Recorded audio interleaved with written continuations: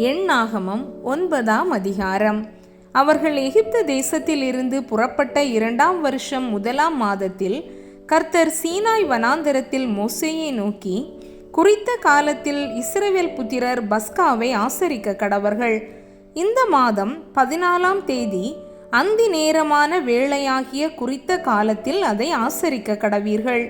அதற்குரிய எல்லா கட்டளையின் படியேயும் முறைமைகளின் படியேயும் அதை ஆசரிக்க கடவீர்கள் என்றார். அப்படியே பஸ்காவை ஆசரிக்கும்படி மோசே இஸ்ரவேல் புத்திரருக்கு கட்டளையிட்டான். அதனால் 1ஆம் மாதம் 14ஆம் தேதி அந்தி நேரமான வேளையில் சீனாய் வனாந்தரத்தில் பஸ்காவை ஆசரித்தார்கள். கர்த்தர் மோசேக்கு கட்டளையிட்டபடியெல்லாம் இஸ்ரவேல் புத்திரர் செய்தார்கள். அந்நாளில் சிலர் மனித பிரேதத்தினால் தீட்டுப்பட்டபடியினால் பஸ்காவை ஆசரிக்க தகாதவர்களாய் இருந்தார்கள்.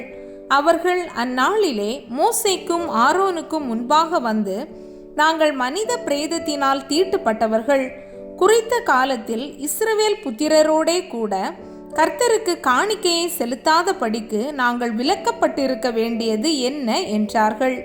மோசே அவர்களை நோக்கி, பொறுங்கள், கர்த்தர் உங்களை குறித்து கட்டளையிடுவது என்ன என்று கேட்பேன் என்றான்.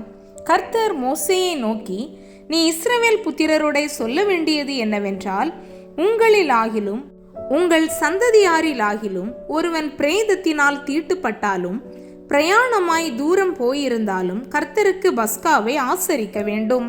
அவர்கள் அதை 2ஆம் மாதம் 14ஆம் தேதி அந்தி நேரமான வேளையில் ஆசரித்து அதை புளிப்பில்லாத அப்பங்களோடும் கசப்பான கீரைகளோடும் புசித்து விடியற்காலம் மட்டும் அதில் ஒன்றும் மீதியாக வைக்காமலும் அதில் ஒரு எலும்பையும் முறிக்காமலும் பஸ்காவினுடைய சகல முறைமைகளின் படியும் அதை ஆசரிக்க கடவர்கள்.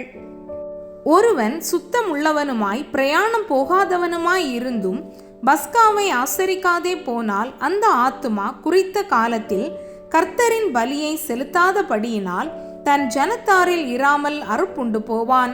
அந்த மனிதன் தன் பாவத்தை சுமப்பான். ஒரு பரதேசி உங்களிடத்திலே தங்கி கர்த்தருக்கு பஸ்காவை ஆசரிக்க வேண்டுமானால் அவன் அதை பஸ்காவின் கட்டளைப்படியும் அதன் முறைமையின் படியும் ஆசரிக்க கடவன். பரதேசிக்கும் சுதேசிக்கும் ஒரே கட்டளை இருக்க வேண்டும் என்று சொல் என்றார்.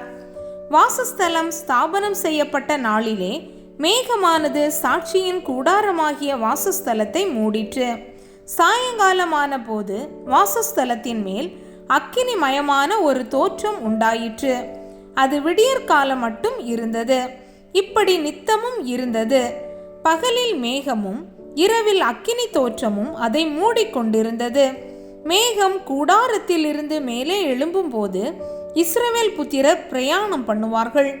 மேகம் தங்கும் இடத்தில் இஸ்ரவேல் புத்திரர் பாளையம் இறங்குவார்கள். கர்த்தருடைய கட்டளையின்படியே இஸ்ரவேல் புத்திரர் பிரயாணப்படுவார்கள்.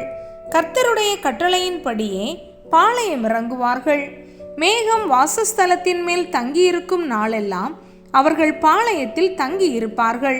மேகம் நெடுநாள் வாசஸ்தலத்தின் மேல் தங்கியிருக்கும் போது இஸ்ரவேல் புத்திரர் பிரயாணப்படாமல் கர்த்தரின் காவலை காத்து கொண்டிருப்பார்கள்.